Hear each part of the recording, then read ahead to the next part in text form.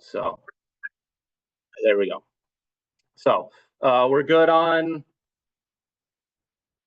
let's wait. We're good on Matthew, introduction to the Gospels. We're moving forward on the PowerPoint. Yep.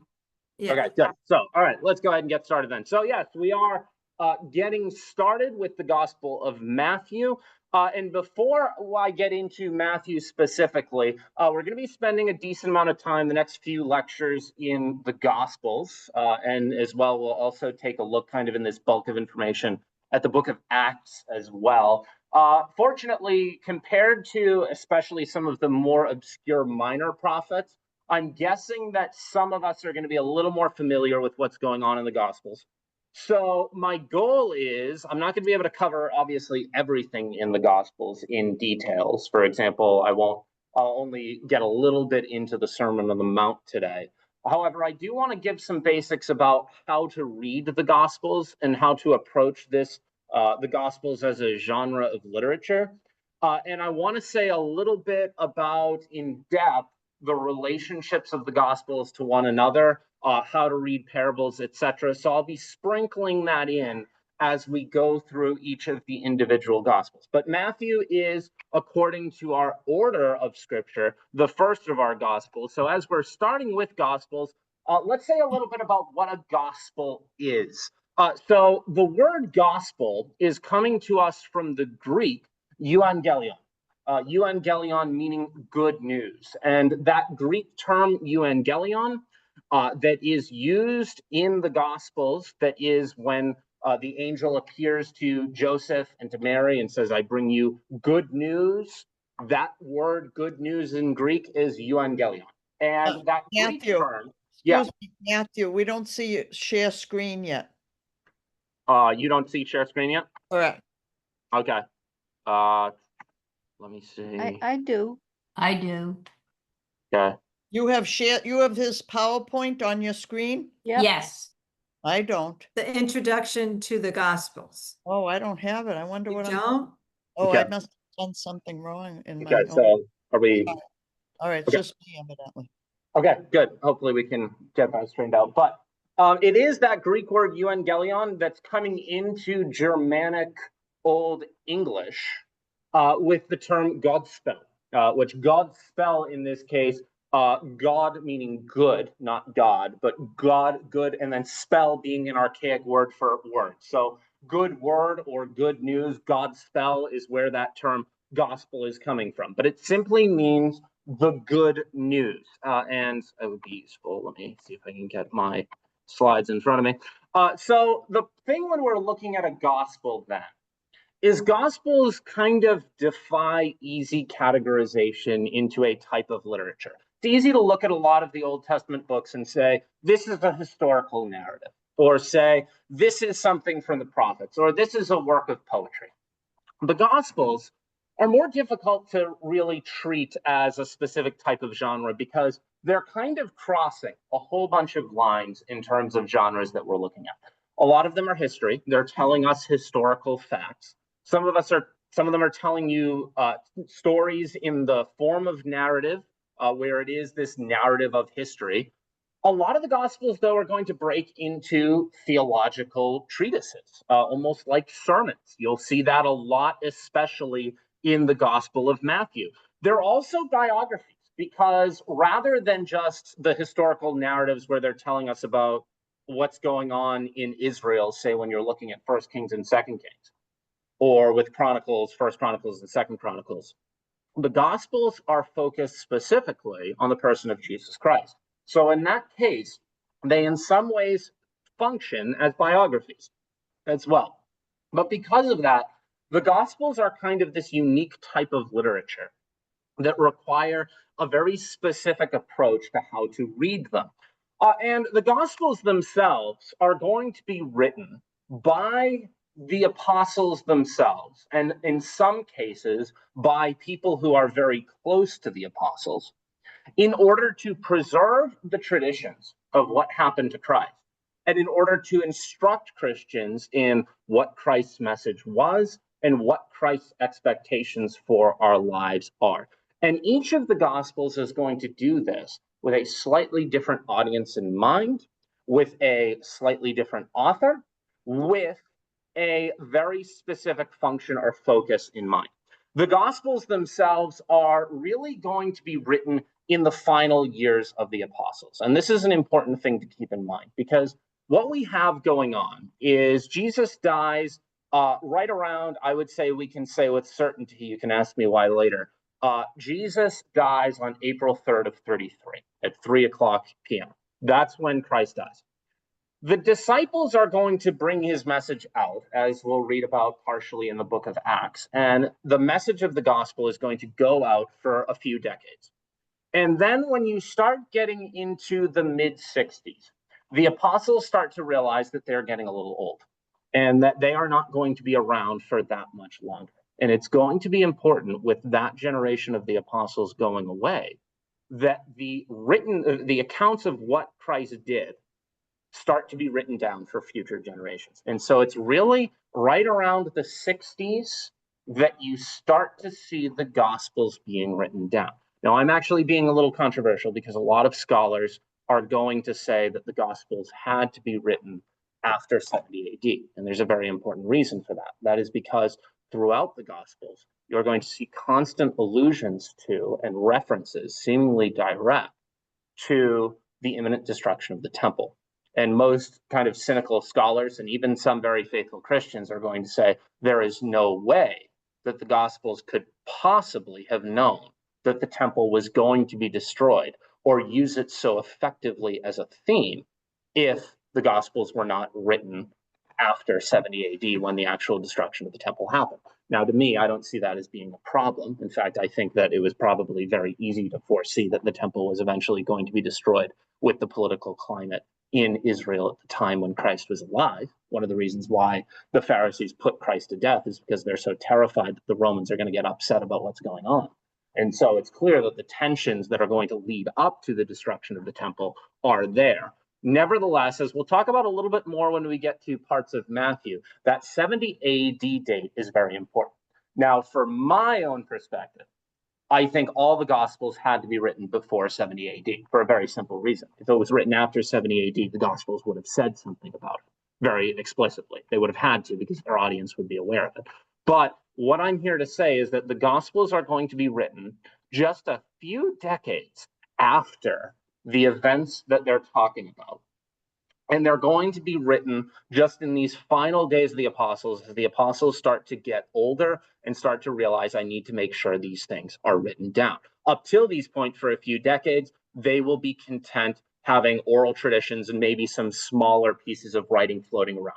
But the four Gospels that we have are going to be attempts to bring all of this tradition together, to bring all of these stories together, all of these memories about what Christ was like, and put them in one place for the purpose of the instructions of the church. And also so that people who are not yet Christians can see full detailed accounts about who Christ was and what he did and what his message was and what the good news of his death and resurrection is.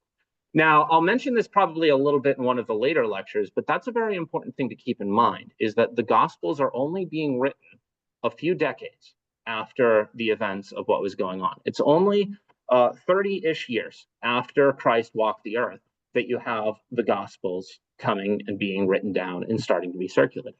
And that's significant because what it means is many of the people who were alive to witness these events are still walking around when the Gospels are starting to get sent around, which means if you're somebody who's writing a gospel, you can't just be making up whatever you want because somebody's going to raise their hand and say, that didn't happen. I was there. I know it went down differently than that. So you are still within the time frame where there are eyewitnesses going on and walking through and being able to witness to, yes, these events happen. That's one of the reasons why, especially when you're in, say, the Gospel of Luke, you're going to have Luke making it very careful to drop names and say, hey, if you want to know if these things actually happen this way, go talk to this guy who's sitting down here. If you want to know what it was like when Jesus carried the cross, go to Simon in Cyrene. You can go talk to him about it. So you do have this era of the eyewitnesses with the Gospels.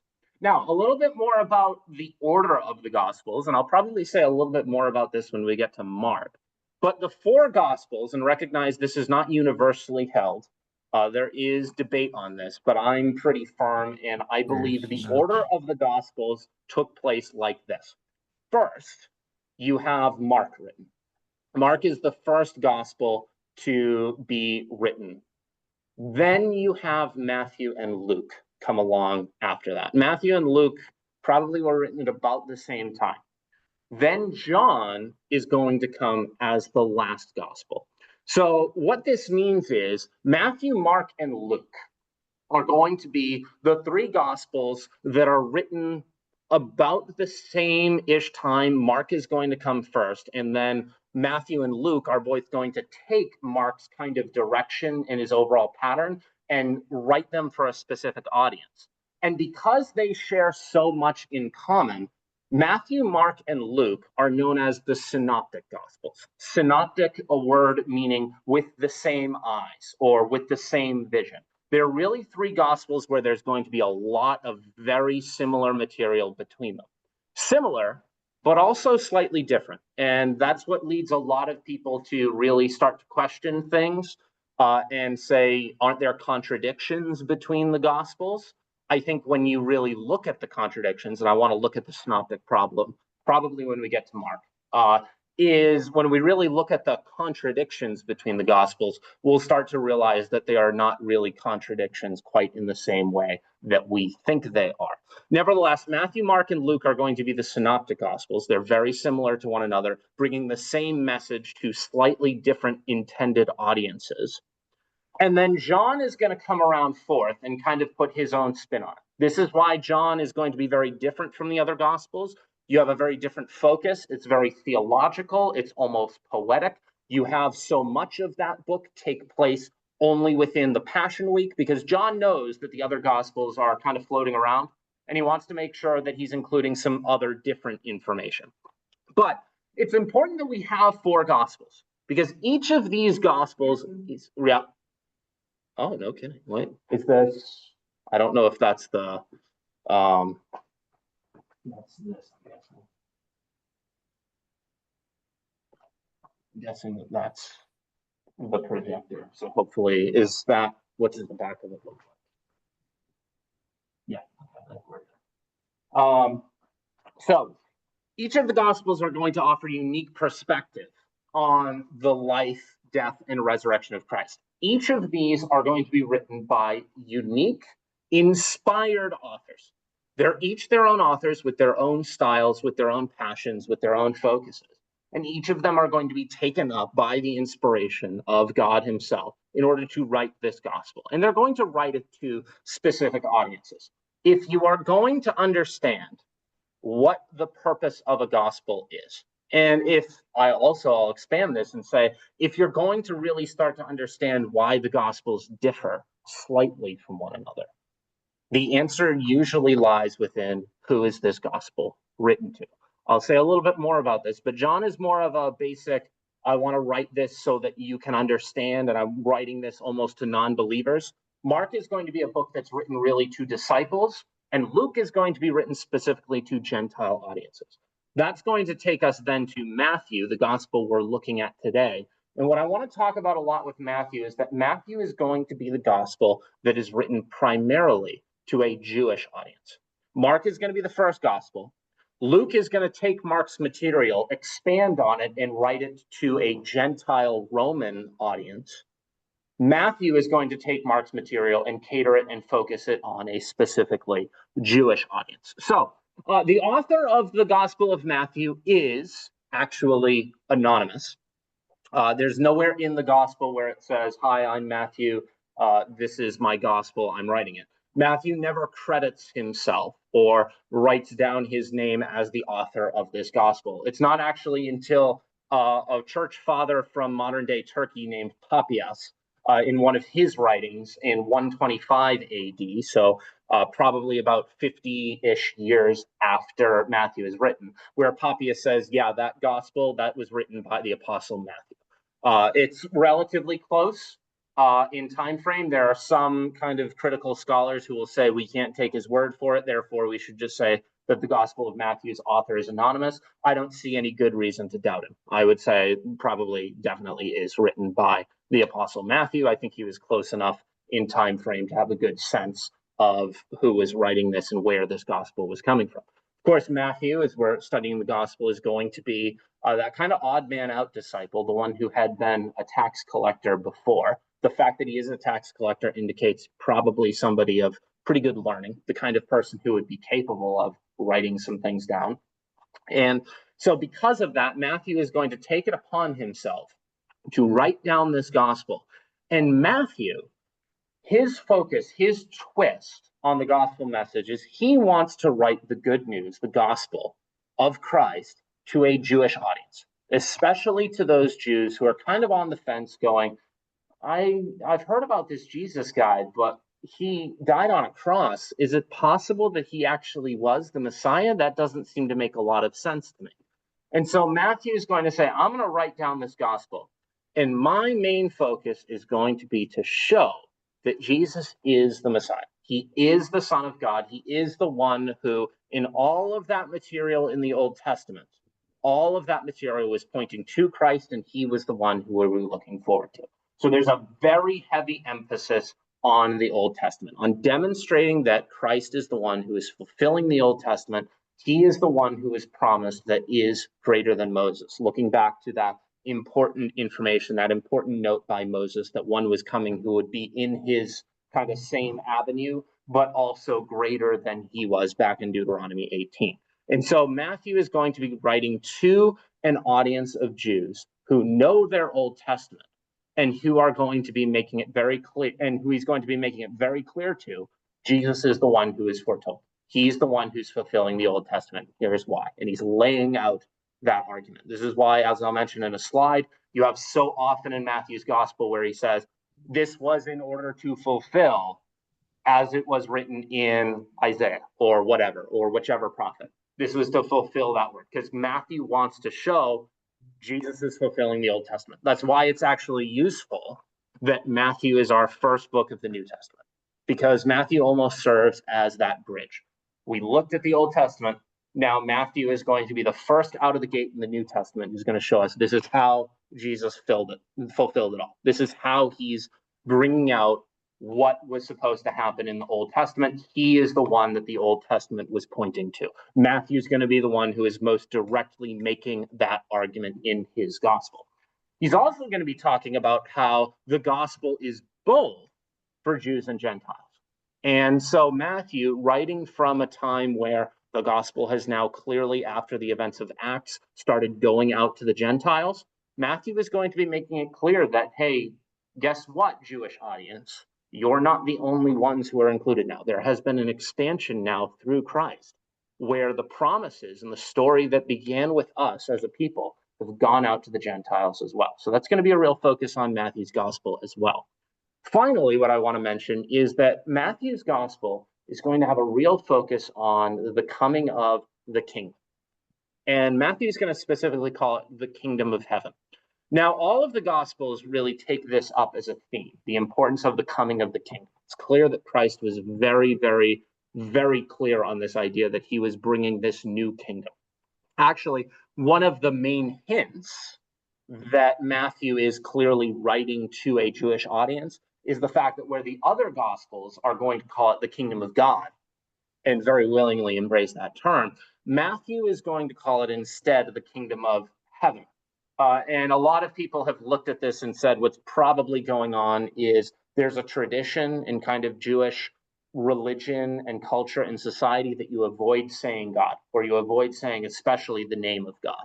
And so rather than saying the kingdom of God, we'd rather avoid using that term. So we call it the kingdom of heaven instead. It's kind of a more Jewish acceptable term or way of saying it, because Matthew has in mind that Jewish audience. Now, Matthew, compared to a lot of the other Gospels, is also going to be very focused on teaching, on large kind of lectures and discussions. In fact, Matthew, very prominently, is going to be focused around 5 major discourses. This is what a lot of people looking at the structure of Matthew, if you want to understand how Matthew is structured, this is the backbone, the structure, the supports of the Gospel of Matthew.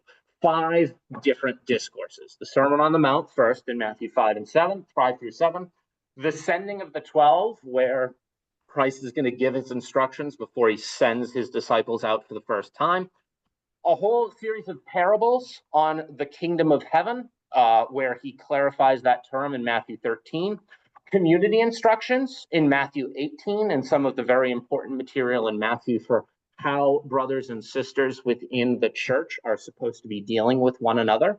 And then finally, the Olivet Discourse, where you have a lot of information about the end of the age and the end times. And we want to say a little bit about that at the end of this lecture, but that's in Matthew 24 and 25.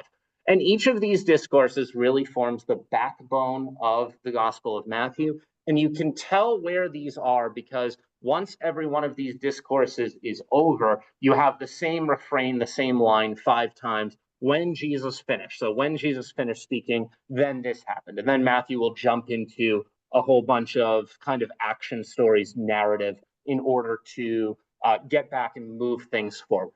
But you have this back and forth in Matthew where you have the action, and then you go into a long discourse, kind of a long theological teaching. That's what Jesus is telling the people around him about specific ideas. And then you go back to narrative and then back to theology and teaching. And this makes sense because if you're a Jew, then rabbis, teachers, are very important.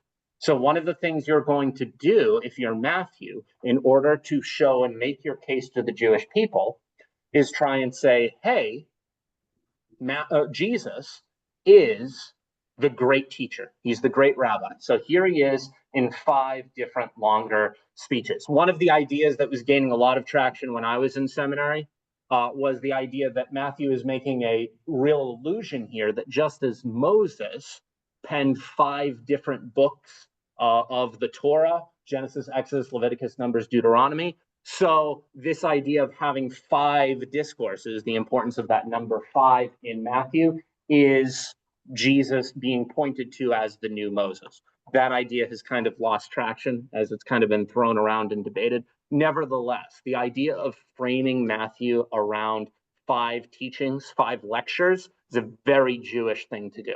Very, very Jewish, and something you would expect from a gospel that is trying to point to Jesus as the fulfillment of the Old Testament, somebody who is Jewish in nature. And I said a little bit, I won't spend too long here, but Jesus being focused on in Matthew as the fulfillment of the Old Testament, you have constantly throughout the Gospel of Matthew, because Matthew is trying to make this argument, references back to, hey, this happened, and that was in order to fulfill as it is written in Isaiah. In this case, one of the first cases of that is Mary giving birth as a virgin. And so Matthew will say, hey, the virgin birth, that was in order to fulfill what Isaiah brought forward. And you have this constantly, the reference to Micah, as we pointed out when we looked through that in the Minor Prophets, where Micah says, hey, the Messiah is going to be from Bethlehem. Well, Matthew makes a point of saying, hey, that's the fulfillment of Micah. Here it is, one after the other. Here's the signs that Jesus is the one who's fulfilling what was said. I'll say a little bit about this one because it's kind of one of the more noteworthy cases of this happening in Matthew's gospel is, hey, when Jesus goes down and runs away from Herod and his family is taking him to escape Herod into Egypt, and then he returns back from Egypt up to Nazareth, Matthew says, this was in order to fulfill as it was written, I called my child out of Egypt. And a lot of people look at that and they say, well, wait a minute. When I look at the context of that, Hosea chapter 11, verse 1, that's not a reference to the Messiah. That's a reference to what historically happened when the people of Israel were called out of Egypt in the Exodus. So why is Matthew saying that Hosea 11:1 was a prophecy of future events about the Messiah when it's clearly in its context about what's already happened historically in the Exodus? Well, the answer is Matthew is willing to and ready to embrace a lot more and wider meanings and even double meanings of what's going on in the prophets in order to make his case that Jesus is the fulfillment of the story of Israel and the story of the Old Testament. And even in this case, what I think is very effective when you look at it and you understand it, one of the things Matthew is going to be saying is, not only is Jesus the one who's being pointed to by the prophets, he's the one who takes the story of the people of Israel and lives it out and does it right. And so as part of that, one of the things he's going to do is, just like Israel went down to Egypt and then came back up and returned into the land, so also Christ, in his story on earth, is going to go down into Egypt and then come back into the land. So Jesus is fulfilling the story of the Old Testament. Matthew's going to do this again when you go to the temptation. Just as Israel, when it was brought out of Egypt, went 40 years into the desert to be tempted and to be tried, so also Jesus is, after his baptism, going to go from the west to the east across the Jordan River into the wilderness in order to be tested and tempted for 40 days. And where Israel fell short, Jesus is going to succeed and not fall prey to temptation. So a lot of what Matthew is going to be doing is saying, hey, Jesus is the fulfillment. He's not just the one who the Old Testament was pointing to. He's the one who takes that story of the Old Testament, and even where Israel fell short, he does it right. You also have the slaughtering of the infants, the weeping of Rachel, Judas's wages, referenced in Zechariah 11:12, the purchase of the potter's field in Jeremiah 32:6-9, the casting of lots. They divided my garments amongst them, and for my cloak they cast lots, references to the Psalms as well. Eloi, Eloi lema sabachthani, with Christ calling out to and referencing the Psalms. Matthew is really going to hammer in all of this information about how Jesus is fulfilling the story of the Old Testament and bringing it into a new chapter here. The story of Israel is going to continue now in the church after Jesus has taken up these themes. And I'll say a little bit more about the church and Israel connection in a moment. But before we get there, I want to mention quickly one of the kind of stranger moments in Matthew, and that is how Matthew decides to start his gospel. That is with the genealogy. It's probably pretty typical where people come up to the Gospel of Matthew and they open it up and they start out at Matthew 1, and they realize that the first page or so, the first few paragraphs of Matthew, are all genealogy. And immediately when we look at genealogy, our eyes kind of glaze over and we just jump past it. And then we'll go and jump straight into the birth of Jesus Christ in verse 18. But why does Matthew decide to start with a genealogy? Well, I'll say a few reasons. First of all, I want to note both Matthew and Luke have genealogies in their story. Why? Because the identity of Christ as the one who is descended from David is very important to the Davidic prophecy. The Messiah was one who had to come from the line and the lineage of David. So, therefore, it makes sense. One of the things the Gospels need to make clear, if they're going to say Jesus was the Messiah, he needs to come from David. So Matthew is going to be making it very clear, hey, Jesus is the fulfillment. He is the Messiah, the one pointed to in the Old Testament. You got to start with a genealogy, because evidence number one, first thing you have to prove to a Jewish audience, Jesus comes from David. So we start with a genealogy. Now here's the problem. Matthew starts with a genealogy in Matthew 1. Luke has his genealogy in chapter 3, verses 23-28, and they're different. So what do we do with that? Well, there's a few ways we can answer this. Early church historian who noted this, because we aren't the first ones to note contradictions in the Bible. In fact, Christians who believed in the Bible as the inerrant word of God for thousands of years knew about the contradictions in the Bible. So whenever an atheist pulls up and says there are contradictions in the Bible, like they've cracked the code, no, they haven't. People have always been aware of these things. One of the things Eusebius says is what's going on is Matthew is tracking the genealogy directly, and then Luke is taking into account levirate marriages. So levirate marriages are if a woman's husband dies, then that woman still needs to be cared for. One of the things that ordered in the Old Testament is the brother, if he was unmarried, of that husband would pick up and take care of that wife and take him as his own wife so that she was cared for. And if you look into some of that, then maybe that's why the genealogy is being traced differently. Because do we trace it through the first husband or the second husband? Maybe. What most scholars are going to say now, and I think it's the much neater answer, is Matthew is going to trace Joseph's genealogy, and then Luke is going to trace Mary's genealogy. That especially, I think, lines up with what I want to look at next in the infancy material, where I think Matthew is drawing much more heavily on some material that's coming from the experiences of Joseph.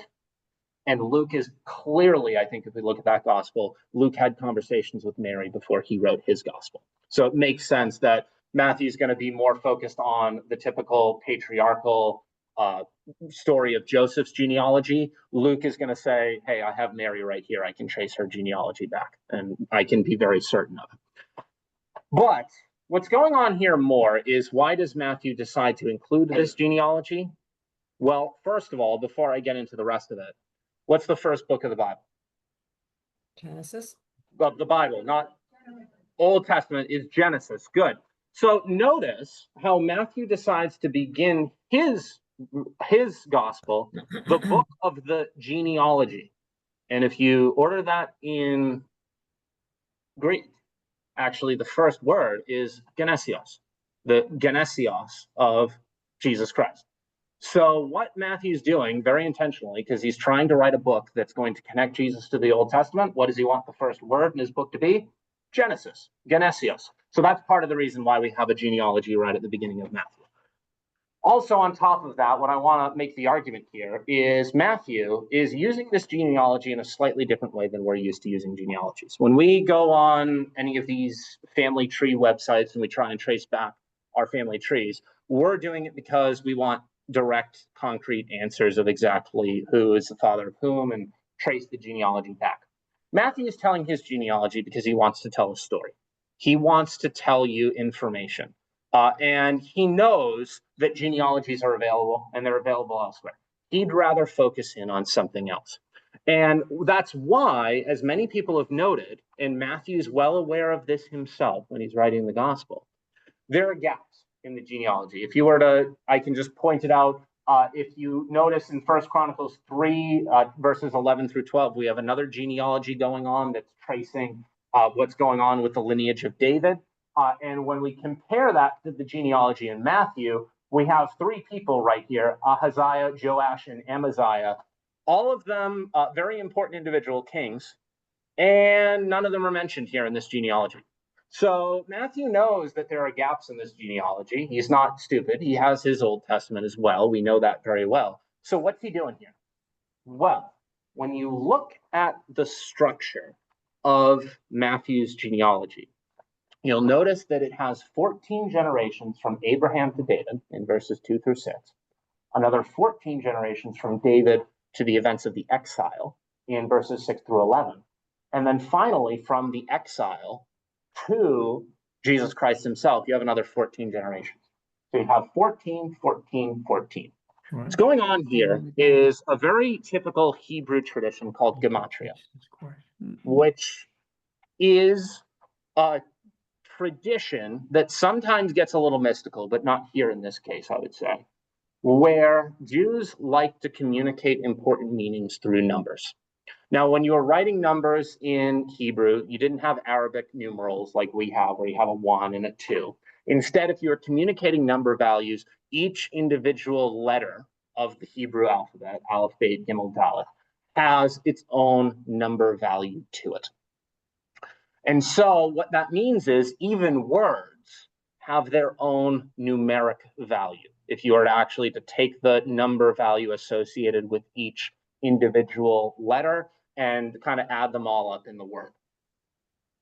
The number 14 correlates with Daleth Vav Daleth, DVD, which does not stand here for digital or whatever a DVD is, a disk drive. What does DVD stand for here, if you had to take a guess? And I informed you that Hebrew is a language in which vowels are kind of there and kind of not there. So if you remove the vowels and you just have DVD, what do you think is that DVD? David. It's David.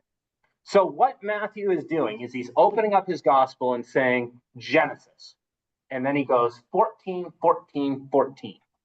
David, David, David. Jesus is the one who is coming from David. He's the one who is promised. And so what you have, the reason why Matthew opens up with his genealogy, and yes, we as a Western audience, our eyes glaze over and go, oh, whatever. We got all these strange old Israelite names that we got to run through. But what Matthew's doing is he's making it clear. Look back to your Old Testament, Genesios. David, David, David. Here he is. He's come to us. This is the one who came from David, and we have him here now. So if you want to make it clear Jesus' identity as the one who's coming from David, here it is. Here's how you open up with the genealogy in Matthew. Now, let's get to the infancy narrative. It's Christmas time. It's time to talk about Christmas a little bit. So of the four Gospels, two of them give us detailed accounts of the birth of Christ. Two of us give us infancy narratives. Those are Matthew and Luke. And when we tell the story, when we have our Christmas pageants and we tell the story of the birth of Christ, we combine both of these stories together. And both of them have different focuses. And as I alluded to earlier, both of the different Gospels have different audiences in mind and different theological focuses. And that is going to determine what information is going to be included and what's going to be focused on in each of these two different infancy narratives. An infancy narrative is just the story of Christ's birth. It's the story of him as an infant. So to compare this a little bit, where in Matthew, you have the angel Gabriel appear to Joseph. In Matthew, the angel Gabriel does not appear to Mary. We have the appearance of the angel Gabriel to Mary in Luke's gospel. And I said a little bit about this before. I said that kind of makes sense because we already mentioned earlier that Matthew seems to have a little bit more of a connection to Joseph, whereas Luke is definitely using Mary as a source for his gospel. So it makes sense that Luke, when he's telling the story, is going to be talking with Mary and he can say exactly what happened. Whereas Matthew, who's going to be very much more focused on Joseph, is going to tell us the story about, well, what happened when the angel appeared to Joseph. Now, a little bit more than another big difference is it's in Matthew's gospel that we get the story of the three magi, of the wise men. Whereas it's in Luke that we get the shepherds. And of course, when we put together our mangers or when we put together our Christmas pageants, we bring them both together. But actually, they're coming from two separate gospels. Matthew's the one that tells us about the wise men, and Luke is the one that tells us about the shepherds. I think that makes absolute sense. I'll say a little bit more about the Magi and who they are and why I think they're important in Matthew on the next slide. But when we consider the fact that Luke is going to be a gospel that's very focused on the poor, and especially on rich people's obligation to the poor, it makes sense that Luke's going to be very focused on telling us about the kind of lowliest class of people, shepherds, coming to and visiting Christ, because Luke's going to have that focus. Matthew's going to be the gospel that tells us about the flight to Egypt, which makes sense because, as I mentioned, we want to make it clear how Christ is fulfilling the story of Israel, going down into Egypt and coming back up, just as Israel did. Luke isn't going to tell us about the flight to Egypt. Instead, Luke's going to tell us a lot more about the presentation of Christ at the temple, which when we look at the gospel of Luke, and we notice that one of the major focuses of Luke's gospel is the temple, and that gospel is going to really begin and end in the temple, it makes sense that Luke is going to be much more focused on including and focusing in on what's going on with Christ's birth and his infancy at the temple. So you have all of these differences between the infancy narrative. And I already said I'm going to say a little bit more about who the Magi are, because the Magi are where really Matthew's gospel is going to be focused. So the term Magi, actually the Greek magos, refers to a learned individual. We sometimes call them kings. There's no information, nothing that we have that indicates that they were rulers or that they were even necessarily noble. We know that they were learned individuals.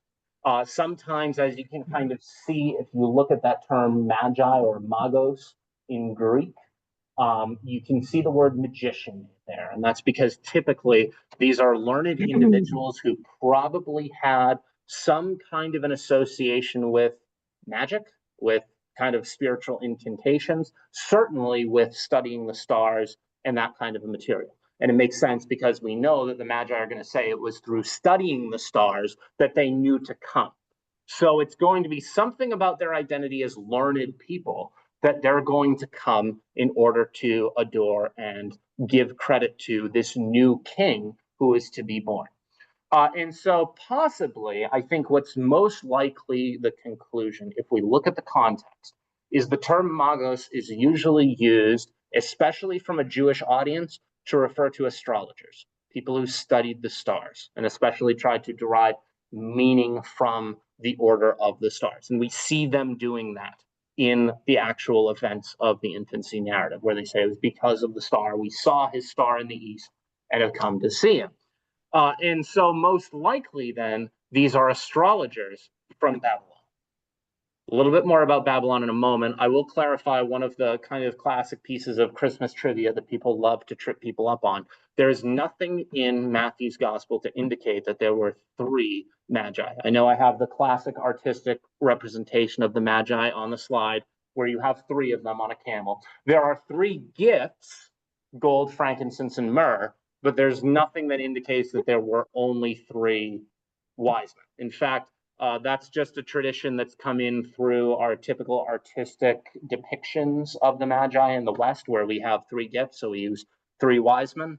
If you look at the Coptic Christians, the Christian community in Egypt today, because in Matthew's gospel, the Holy Family, Mary, Joseph, and Jesus flee to Egypt, the Coptic Christians take the story of the flight to Egypt and the infancy of Christ very seriously. They even have like the tree where, of course, it's a traditional location, but the tree where the Holy Family tied up their donkey when they were on their way into Egypt. They take this very seriously.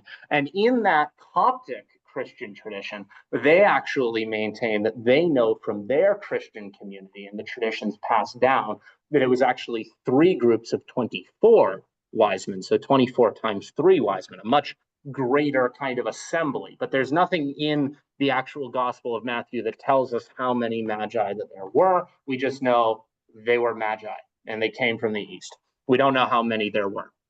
But what's going on here then? Why is Matthew going to include the magi in his infancy narrative? Well, I think the answer lies directly in this thing that we've been focusing on with Matthew's gospel, where Matthew is pointing to Jesus as the fulfillment of the Old Testament. We have, and we mentioned it when I was going through Numbers, the reference to Balaam's prophecy and the fact that Balaam is going to point to a star rising. And maybe there's some fulfillment of Balaam going on here with the Magi, where maybe from Balaam, this prophet who was from the east, it's from his tradition and his teachings that the Magi are coming and being aware. We got to keep an eye out for this coming king. And we know from some information that he's here now and we got to go worship him. You also have, in the more typical kind of traditional answer to this, and the one that's more widely accepted, is this is the legacy of the exile. The people of Israel, Daniel, among many others, Ezekiel, they were all living out there in the east. And they were all having an impact. And they were teaching people about what was going on and what the Old Testament was saying. And they had an impact. They left their information behind, and people know about what's going on now. And so you have that legacy of the exile now coming back. And so just as that whole story of the exile brought about good things where God's people continue to learn more about who he is, now the legacy and the impact of that exile is being alluded to again with the arrival of Magi. And hey, remember that whole event with the exile? That's all led us to this point. Well, now the Magi are coming in order to adore, because the big climactic moment with the coming of the Messiah is here. And even these Magi out in the east are here to celebrate it. There's also some irony here. And that goes back to the point I've already brought up, where one of the things Matthew is going to be very focused on communicating to a Jewish audience is the Gentiles are in too now. So that's why Matthew is going to make it kind of an ironic point here that the Magi from way out in the east, with just their information that they figured things out, who knows how, Matthew doesn't tell us, they're the ones who are coming and saying, I got to come all this way and go worship Christ. And I got to go acknowledge this king who's been born. And they come over to Jerusalem, and Herod, the king of Judea, and you have the Pharisees, they're all there kind of like, yeah, I think he's supposed to be born in Bethlehem. And so the Jews are completely oblivious. But it's the Gentiles who know to come from way over there in order to come back and worship. So the Gentiles are in. The Jews are a little bit oblivious. So Matthew's going to be kind of calling attention to that a little bit here with the inclusion of the Magi. And of course, it's going to be the Magi's interactions with Herod, who I mentioned is an Idumean, an Edomite. I mentioned that a little bit when I was covering some of the stories of the Edomites in the Old Testament. But remember that Herod's an Idumean, and he's going to, after his interactions with the Magi, decide, I can't risk there being another king here that might threaten my legacy or my reign. So he decides to slaughter the infants of Bethlehem. Bethlehem's not a big town, by the way. If you're really looking at the numbers, if you're going to kill everyone under the age of 2 in Bethlehem, you're probably looking at like 2 or 3 infants. So don't have this kind of mass slaughter idea.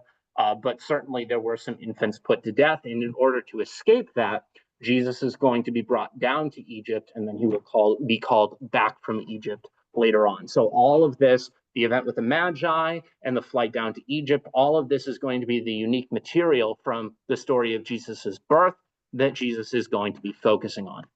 Now, a little bit on the Sermon on the Mount. The Sermon on the Mount in Matthew chapters 5 through 7 is going to be one of the, if not the most important pieces of discourse in the Gospels. The Sermon on the Mount, between the Beatitudes, between the various statements where Christ is going to drive the law into people's hearts. I say, if you've just thought about in an angry way one of your brothers, you've murdered him in your heart. And Jesus taking the law and driving it into people's heart, where it's not just obedience to the law that matters, but it's actually a change and a transformation of heart that's being required here. All of these teachings are coming from the Sermon on the Mount.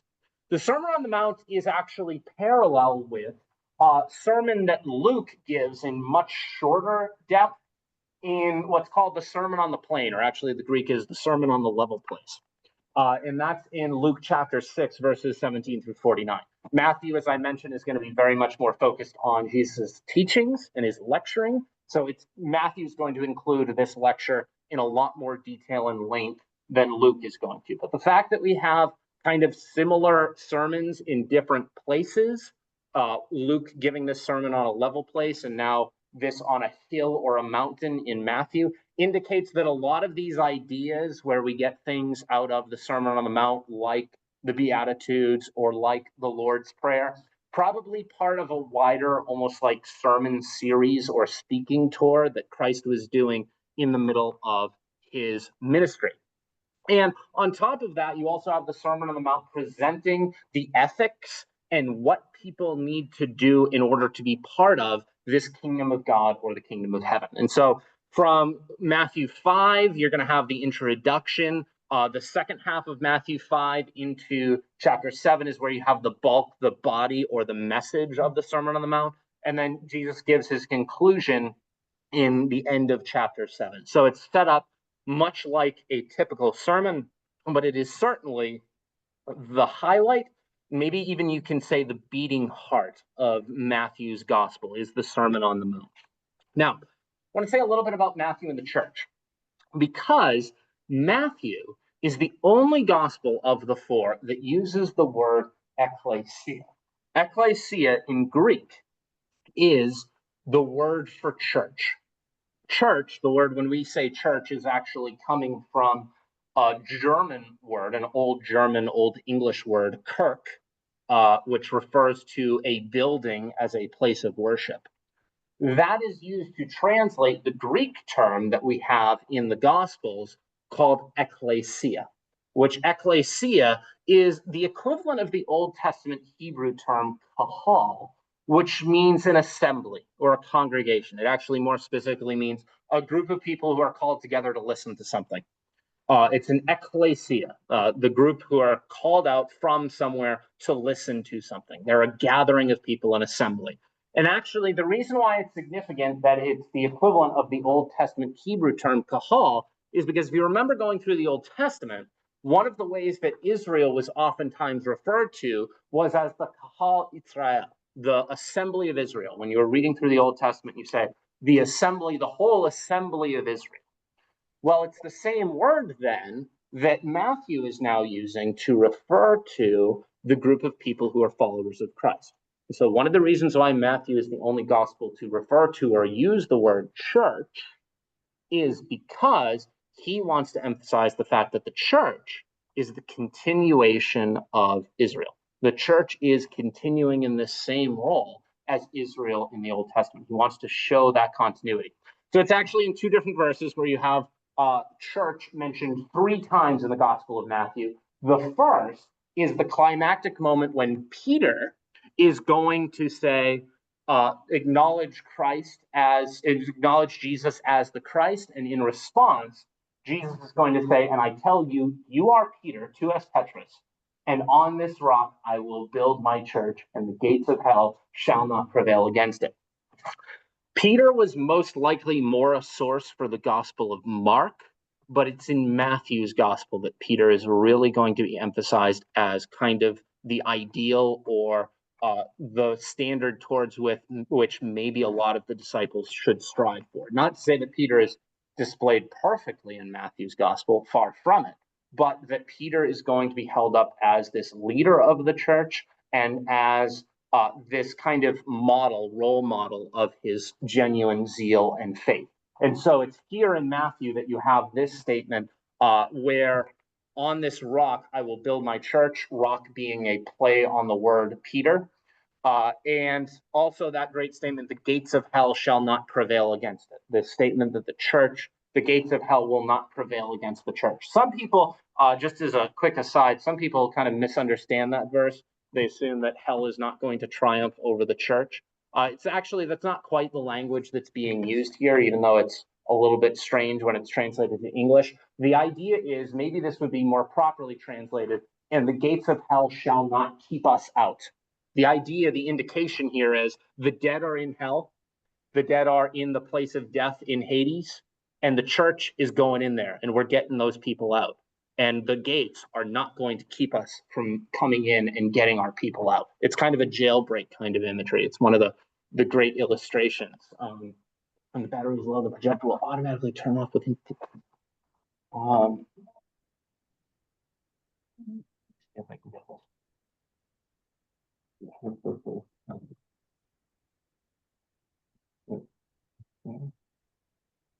Hold on, let me see if I can rescue the projector. I think we rescued it. I don't know why the came off. While you're rescuing the projector, could we acknowledge that Billy has joined us? Hi, Billy. Hi, Billy. Hi, Billy. All right, there we go. We should be good. So, yeah, it's that illustration of the gates of hell will not keep us out. We're going in, we're getting our people out, we're rescuing them even from hell and from damnation and from death. And so the church will prevail. We will get our people rescued from that place. The other place where church is brought up is also in Matthew 18, a passage I already brought up that you should keep your eye out for. Matthew 18 is that entire passage where Jesus is making it detailed. When you have conflict, when you have division within the community of believers, within the church, this is how you're supposed to deal with it. So Matthew 18:17, if the person who you're having trouble with refuses to listen to the people you've sent to go talk, tell it to the church, announce it to the rest of the assembly. And if he refuses to listen even to the church, let him be to you as a Gentile and a tax collector. And so detailing how do we deal with conflict in Matthew 18, that's going to be the other place where church is brought up. But church as a term is used exclusively in Matthew's gospel as opposed to the other 3.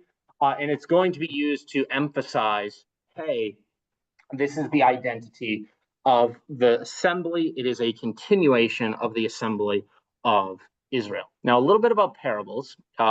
First of all, parables are going to be absolutely crucial to the instructions of the way Jesus is teaching. And I'll say a little bit about parables here. I'll probably say a little bit more about specific parables as we move through the Gospels. But parables are a very typical rabbinic teaching tool. A lot of Jewish rabbis, we have even examples from outside the parables of Jesus, where Jewish rabbis are going to communicate ideas and teach through these stories, these parables. And so Matthew, just like the other Gospels, is going to include a lot of these parables. And so we want to say a little bit about what exactly a parable is and how to read them. First of all, parables are going to be located in by name the Synoptic Gospels, Matthew, Mark, and Luke. John, I will argue, has things which are parabolic or parable-like in nature. However, he won't call them parables. I think they still are parables, and you should treat them as such. Nevertheless, all of the Gospels are going to have this parable-type material. And so in a broader sense, what a parable is it's an analogy. It's a contrast. It's you have this problem or you have this question. Well, let me give you this story that will illustrate it. And by looking at these two things side by side, you can come to an understanding of what exactly the truth is and what the answer is. And so Jesus is going to use these parables as teaching tools to disclose various aspects of who he is, what the kingdom of God is, and as a prompt for what we as believers should be doing in order to be servants of and parts of this kingdom of God. For example, Matthew in Matthew 13 is really where you get a bulk of very good parable material, where you have those parables of the kingdom, where Jesus is going to lay out all of these parables in order to answer the question, what does the kingdom of heaven look like? Because Matthew is going to deal with the kingdom of heaven. He uses that label, but the other Gospels are going to call it the kingdom of God. The word parable or parabole is a simple term. It actually means to throw things side by side.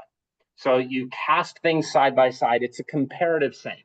It's you have this situation, let me give you this situation, which will illustrate it. And by looking at these side by side, you can come to a better understanding of what's going on here. It's an illustration. It's a teaching tool. And so about 35%, pretty much over a third of Jesus's teachings in the Synoptic Gospels are going to be given through parables. So it's very important if you're going to read the Gospels that you get good at reading parables and mining them for information and seeing the significance of each of them. And one of the things that I think it's important to remind ourselves about is that parables are intended to be effective teaching tools. Sometimes, and this is really in reference, I think, a lot of times to some verses in Mark, we look at parables as ways of Jesus hiding information that he doesn't want people to understand, and so he talks in kind of strange parables. And there are verses that seem to make it seem like that's what Jesus is doing. I don't think that quite understands what Christ is doing. Parables are teaching tools. They are ways of communicating information effectively and so that people can understand it. The problem is not with Jesus using parables that he's hiding information. The problem is that Jesus is using parables to communicate messages that the people don't want to hear. And so it's not that they're unintelligible. In fact, any of us who approach parables can probably see they make good sense. We can see what's going on once we begin to understand them, and they are comprehensible. Rather, what's going on is that the audience of people who are convicted by these parables don't want to hear them because they don't like the message. And so they don't have ears to hear or eyes to see. And that's language that Christ is using in reference to the way the Old Testament would mock idols. But about 35% of Jesus's teachings are taught this way, and they're marked by this simplicity and the symmetry. Characters and actions have balanced structures. Their contrasts are clear. They're easy to understand when we spend time and look at them.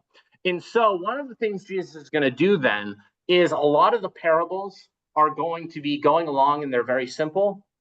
And then all of a sudden there's a twist. There's kind of a punchline. There's a moment when things turn around. It's kind of I know I'm going to Luke for this, but in the parable of the Good Samaritan, you have the guy gets hurt on his way back from the temple, and then the priest comes by, and you're going, oh man, the priest didn't help him out. What a guy. And then the Pharisee comes by, and all the Pharisees are listening. You're going to, all right, here we go. Here's the good guy. The Pharisee's here to help him out. And the Pharisee walks by.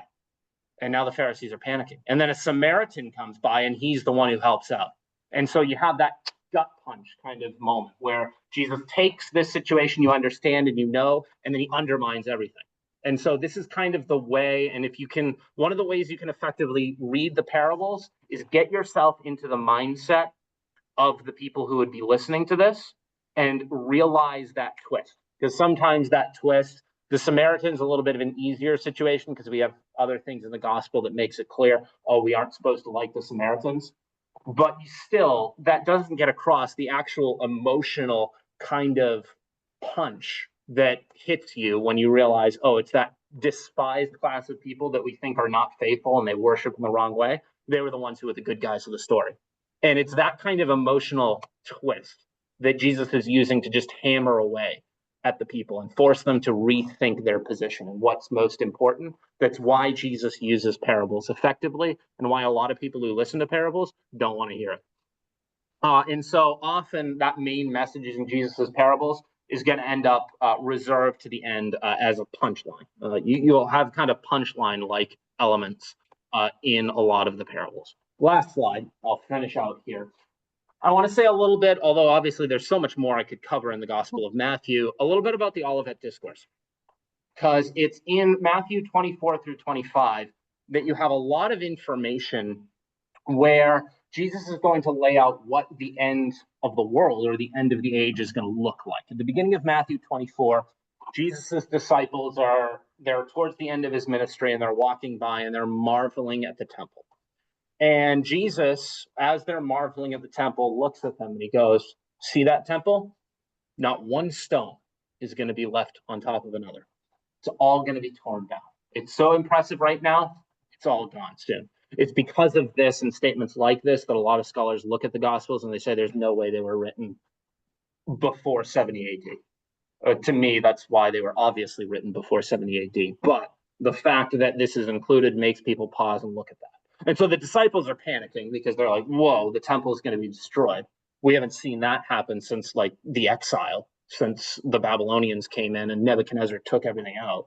And you're telling us that that's about to happen again. And so the disciples obviously look at this and they go, all right, so like when's clearly the temple being destroyed, that's the end of the world. Because you're the Messiah and you're here and you're saying the temple is going to be destroyed. So like clearly some really bad things are about to go down. And so the disciples are jumping to that leap of logic.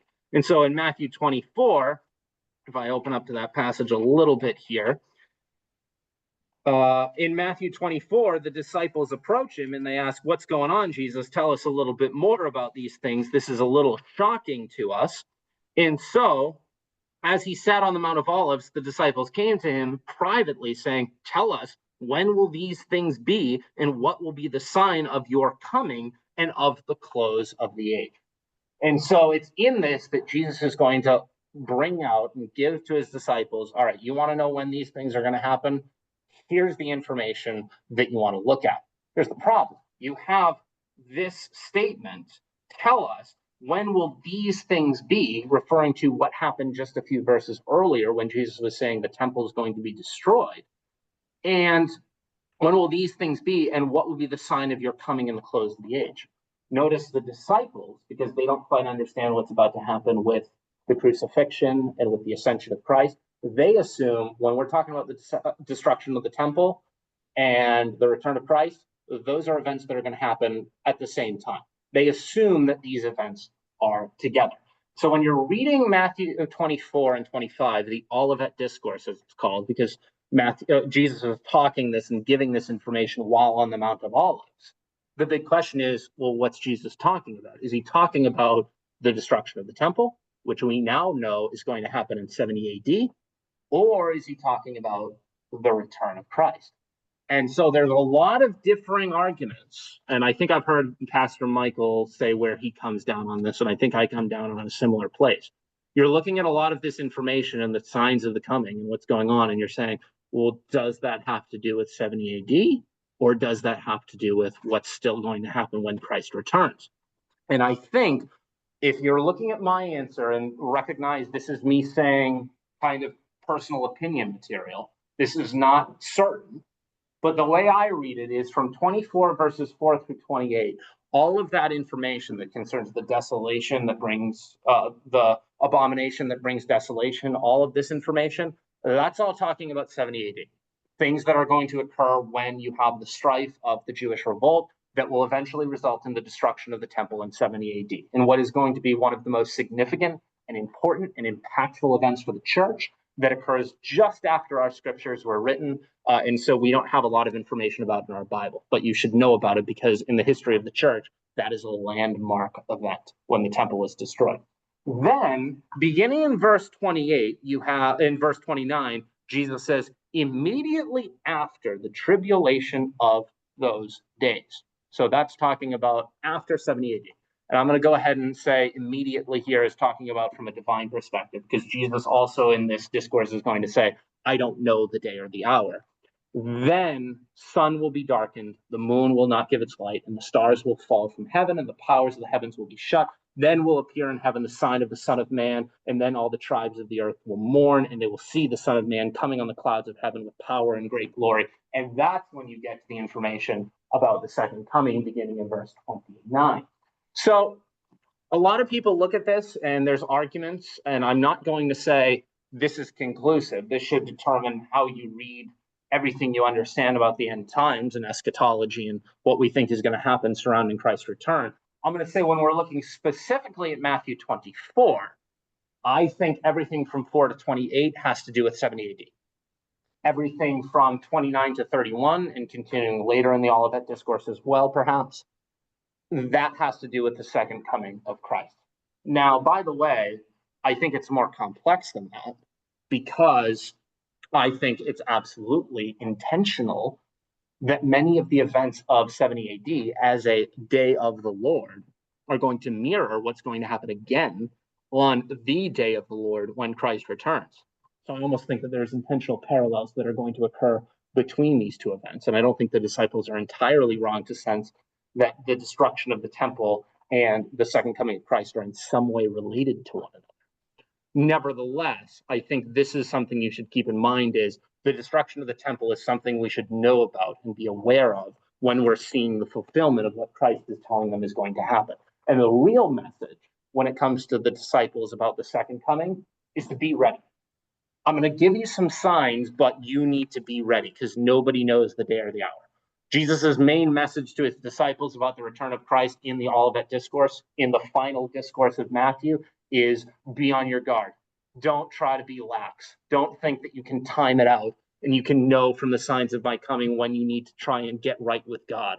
You need to be ready at every moment because you don't know when it's going to happen. I don't even know. Only the Father in heaven knows. And that's why you have, for example, the parable of the 10 virgins, that story where you have the 10 virgins, they're bringing enough oil and some of them aren't ready. They don't bring enough oil. So when the bridegroom returns, they're not ready. And so this is the reference is you've got to be ready, be on your guard because you don't know when he's returning. And to audience, like the one that Matthew's writing to, of Jewish Christians and also Jews who are kind of on the fence about whether or not Jesus is the Messiah, this is an important message because he's saying don't try and think that, hey, you can time things out and through certain obediences to the law, you can be in right standing right when Christ returns. You've got to be ready because even though the apostles, Matthew, I'm starting to get a little old and it looks like I might be departing from this world soon, you don't know. It could happen at any moment. And you need to be on your guard and ready for the return of Christ. And so keep your eyes peeled for it, look for it, and be ready. So that's where I finish off with the Gospel of Matthew. Anyone want to grab the lights, if you could, just so I can turn it on? Any questions on Matthew? Yeah, I'll stop. I'll leave a few questions if we want to keep recording. But any questions on Matthew here or in Zoom? No. All right. Good. All right. So in that case, I will end the recording.